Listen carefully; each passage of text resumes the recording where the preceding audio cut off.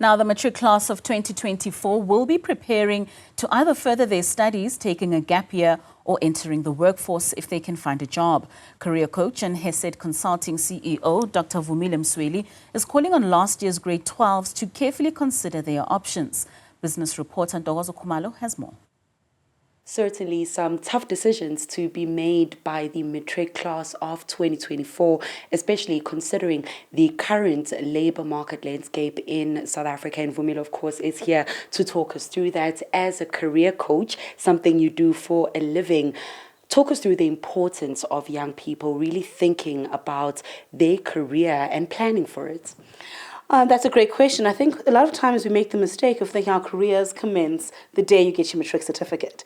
But those decisions begin a little bit prior to that. Everything from grade 8, that's when some critical conversations need to start happening. What subjects are you great at? What subjects are required to get you into university? What subjects and frame of thinking do you need to start having and cultivating for you to be able to get into the career you want?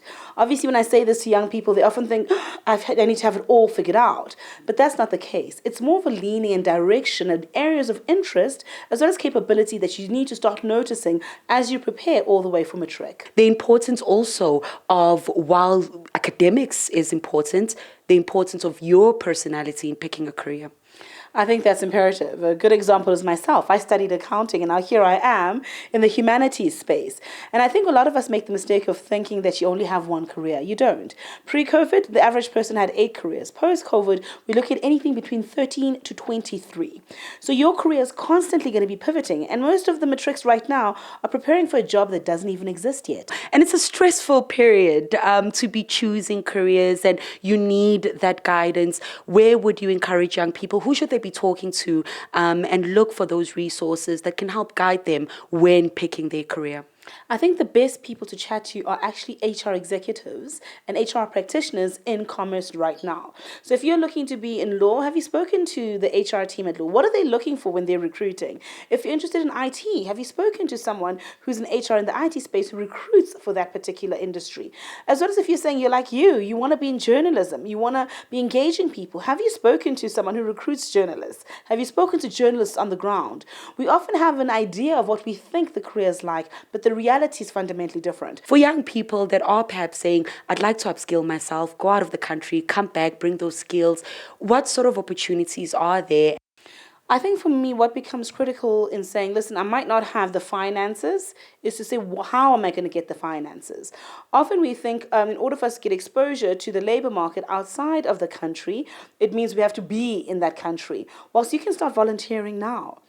I had a fantastic young person who joined my team from the Philippines, had a master's degree and said, listen, I want to learn from you. You're doing what I'd like to do. Can I volunteer my time? And that work experience, as well as being in this space, even if it was online, expanded her view. And eventually we were able to get her into the country. So these are things you need to think about. And also remember, the moment you say, I no longer want to be in South Africa, you're saying, I want to compete with the rest of the globe. How are you upskilling yourself outside just the matric paper that you have? Talk us through sort of the sort of skill sets. You know, we do have the World Economic Forum's job report that was recently released for 2025, showcasing the sort of skills that are needed globally, but also here in South Africa. Just maybe some tips on where young people could look at into saying, I could upskill myself here. I think it's identifying what they are, right? So some of them we all know is communication, it's creativity, it's ability to build communities. How are you doing that for yourself? So if you're saying creativity is a skill that I think I'm going to need in the future, how are you playing in that creative space? You might say, Vumi, listen, I don't think I'm a creative at heart at all, but you might start exposing yourself to things like design thinking that requires that skill set. If we look at things like community, which often I say people don't realize is a multi-billion-dollar business, even if we're looking at social media, how are you able to connect with other people? Are you studying simplistic things like the art of conversation, the art of charm? Because once you get into that interview, you're going to need to be able to build a community and rally people around the idea of you being the right candidate. Well, for me, I'm 20 years out of matric, but I think I just learned something